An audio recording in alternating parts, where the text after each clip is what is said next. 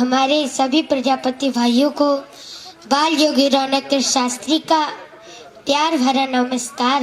आज बातों को आप लोग भूल गए हो, ये सिर्फ आपके लिए है। आप कौन है, क्या चीज है, आज मैं आपको बताऊंगी। किसी को मालूम है कि पहले इसी प्रजापति का नाम कुंभहार था। इस प्रजापति का नाम कुंभहार कैसे पड़ा, किसी को मालूम है? मालूम हो तो हाथ उठा दे। किसी को नहीं मालूम? मैं बताती हूँ। पहले जब प्रजापति सुबह को उठता था तो सबसे पहले धरती माँ का वंदन करता था। कहता था, हे सूर्य भगवान, हे चंद्रमा भगवान, हे जल देवता, हे वायु देवता, सभी को याद करते हुए कहता था, मुझे धरती की तरह धैर्यवान बनाना और सूर्य की तरह समय का पाबंद बनाना, चंद्रमा की तरह शीतल बनाना और जल और वायु की तरह मैं इस धरती के हर एक जीव के काम आऊं। मुझे ऐसा वरदान दो, मैं सबकी प्यास बुझाऊं, मैं सबके काम आऊं। हे ईश्वर, मुझे ऐसा बनाना। पहले तो ये मांगता था, पहले ये प्रार्थना करता था, और जब भगवान ने इसे इस लायक बना दिया तो इसकी सबसे पहली गलती, भगवान का ध्यान ही नहीं रहा है। अच्छा, अब किसी को मालूम है कि इस धरती पर सबसे पहले कौन आया था? सबसे पहला वैज्ञानिक कौन है? किस चीज का सबसे पहले आविष्कार हुआ था? किसी को मालूम है? सबसे पहले इस धरती पर प्रजापति ही आया था। और मेरे प्रजापति भाइयों, वही सबसे पहला वैज्ञानिक है जिसने किस चीज का आविष्कार किया? जिसने कुंभ का आविष्कार किया था, जिसे हम सब लोग घड़ा कहते हैं। कहीं कहीं पर इसे गगरी भी कहा जाता है, अलग अलग नामों से पुकारा जाता है। लेकिन जब पहली बार बना था तो इसका नाम कुंभ पड़ा था। हरिद्वार से 6 किलोमीटर दक्षिण की ओर जो कभी राजा दक्ष की राजधानी का नगर था, जो आज भी गलखंड के नाम से जाना जाता है, जहाँ कुंभ परवी पड़ती है, ये भी कुंभ से ही शुरू हुई थी। और गनखल के रहने वाले एक प्रजापति को भगवान विष्णु ने अपना चक्र दिया था, जिसका उसने अपना चाक बनाया था। और भगवान शंकर ने अपना त्रिशूल, अपनी पिंडी दी थी। पिंडी पर उस चक्र को रखा था और त्रिशूल से उसे घुमाया था। और मेरे प्रजापति भाइयों, भगवान ब्रह्मा ने अपनी जनेऊ और अपना जल का भरा कमंडल दिया। कमंडल में जो जल था उससे मिट्टी को गीला किया और उस जनेऊ से कुंभ को काटा था। भगवान विष्णु ने उस प्रजापति से कहा, जाओ तुम अपना काम शुरू करो। तो उसने पहले ही बार में इतना सुंदर कुंभ बनाया, इतना सुंदर घड़ा बनाया कि भगवान उसे देख कर के खुश हो गए। भगवान बोले, तुमने इसे कैसे बनाया? तो उस प्रजापति ने क्या कहा? उसने कहा, प्रभु, जैसे आपने मुझे 5 तत्वों से मिलाकर बनाया है, वैसे ही मैंने इस कुंभ को 5 तत्वों से मिलाकर बनाया है। कैसे? जल, वायु, अग्नि, आकाश और धरती। मैंने धरती से मिट्टी ली और जल से उसे गीला किया और आकाश वायु से इसे सुखाया था और अग्नि से इसे पकाया था।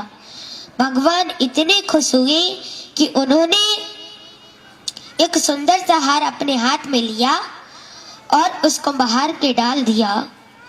तो उसी समय उसका नाम भगवान ने कुंभहार रखा। कुंभ का नाम पहले और हार का बाद में, दोनों शब्दों को जोड़ दिया तो हो गया कुंभहार। और उसी वक्त भगवान ने उसे ये वरदान दिया कि चाहे कोई भी पूजा हो, हर काम में तुम्हारी कुंभ की हर किसी को आवश्यकता पड़ेगी। तुम्हारी पूजा के बगैर कोई पूजा संपूर्ण नहीं होगी। तुम्हारी इस कुंभ का जल पी करके लोग अपनी सांसें लेंगे और तुम्हारे कुंभ के बगैर कोई भी पूजा संपूर्ण नहीं होगी। अब चाहे वो मृत्यु हो या जन्म हो, शादी हो या सजा हो। और मेरे प्रजापति भाइयों, ये सच बात है, तुम जिस विवाह में नहीं जाओगे तो इसका विवाह तुम्हारे कलश, तुम्हारी पूजा के बिना कभी पूर्ण नहीं होगा। इसीलिए आप जरा सोचो, आप कौन हो, फिर भी आप भिखारियों की तरह जी रहे हो। अरे आपको नहीं मालूम है आप कौन हो? आप राजाओं के राजा हो और शेरों के शेर हो, इस संसार की जड़ें हो। जो एक बार हिल जाए तो पूरा ब्रह्मांड हिल जाएगा। और ये ब्रह्मांड कौन है? ये ब्रह्मांड आदि प्रजापति ब्रह्मा है। ब्रह्मांड भी प्रजापति ही है और इसके रचयिता दक्ष प्रजापति है। ये भी प्रजापति है, यानी कि ब्रह्मांड भी प्रजापति है और उसका रचयिता भी प्रजापति ही है। और मेरे प्रजापति भाइयों, आप फिर भी अपना सर झुका कर जी रहे हो। आपकी एक छोटी सी गलती से आपको नीचे गिरा दिया गया है। मैं बताती हूँ, अगर किसी भाई को बुरा लग जाए तो माफ कर देना। मैं बताती हूँ, आज 20% तो प्रजापति मिट्टी के बर्तन बना रहे हैं और 80% रोजगार बंद कर दिया गया है। किसने किया है? फाइबर, प्लास्टिक, स्टील, लोहा ने। मेरे कहने का मतलब ये है कि किसी दूसरे के ऊपर निर्भय होकर मत जियो। अरे लोग तुम्हें नजरों में नीचा गिरा रहे हैं, इन्हें दिखा दो तुम कौन हो, तुम क्या हो। कैसे दिखाओगे? जब तक कोई अन्य जाति वाला तुम्हारे पास कुछ वस्तु लेने ना आए तब तक तुम उसे कुछ मत दो। और तुम्हारी जरूरत तो हर किसी को पड़ती है। कैसे? जब दीपावली का त्योहार आता है तो उस पर दियों की जरूरत पड़ती है, चिरागों की जरूरत पड़ती है और जन्म होने पर कलश की जरूरत पड़ती है, मृत्यु होने पर कलश की जरूरत पड़ती है। शादी विवाह में जब तक तुम्हारे कलश की पूजा और तुम्हारी पूजा नहीं हो जाती तब तक वो विवाह कभी संपूर्ण नहीं माना जाता।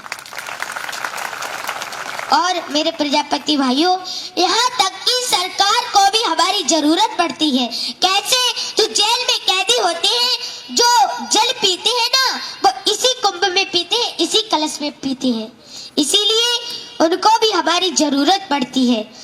इस धरती पर हुए विश्व सर्वा रावण जैसे ज्ञानी, इस धरती पर हुए विश्व सर्वा रावण जैसे ज्ञानी, जो पी पी कर बड़े हुए हमारे ही घड़े का पानी। इसलिए सिर उठाकर जियो, सर झुका के नहीं। तुमने अपनी पहचान अपने हाथों से खो दी है।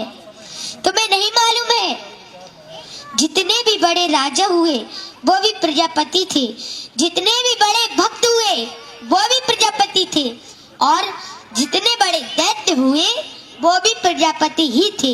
कैसे? दक्ष प्रजापति ये प्रजापति थे और ये पूरे ब्रह्मांड के राजा थे। और भक्त प्रहलाद को देखो, ये भी प्रजापति थे, ये भगवान के बहुत बड़े भक्त थे। इनके नाते हुए बलि, बलि बहुत बड़े दैत्य थे लेकिन बहुत बड़े दानी भी थे।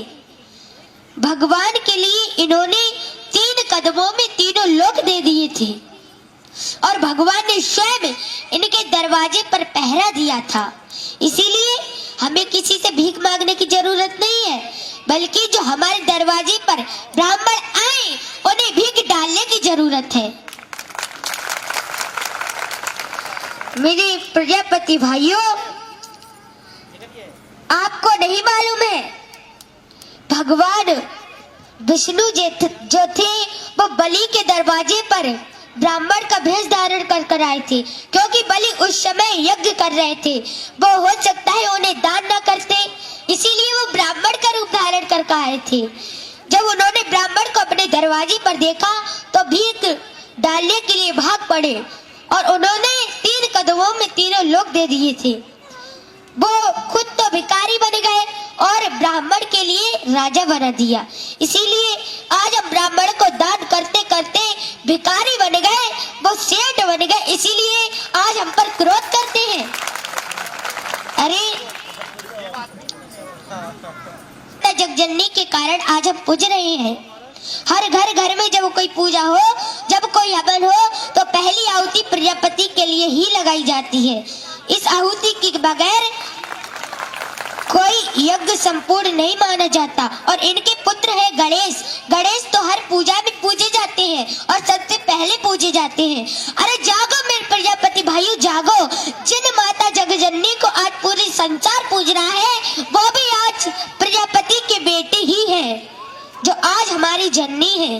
अरे उस मोदी को तो सभी नमस्कार करते हैं, उस मोदी को तो सभी नमस्कार करते हैं। करना है तो उस माँ को करो धन्यवाद, जिसके आगे मोदी नित्य दिन झुकते हैं। और बना रहा प्रजापति संगठन तो हम फिर से मिलेंगे, बना रहा प्रजापति संगठन तो हम फिर से मिलेंगे। ऐसा ही रहा हमारा तुम्हारा साथ तो हमारे आगे अच्छे अच्छे झुकेंगे। धन्यवाद रौनक प्रजापति जी। इस बेटी पुरस्कार दिया है, वो खुद अपने आप इस बच्ची को, जो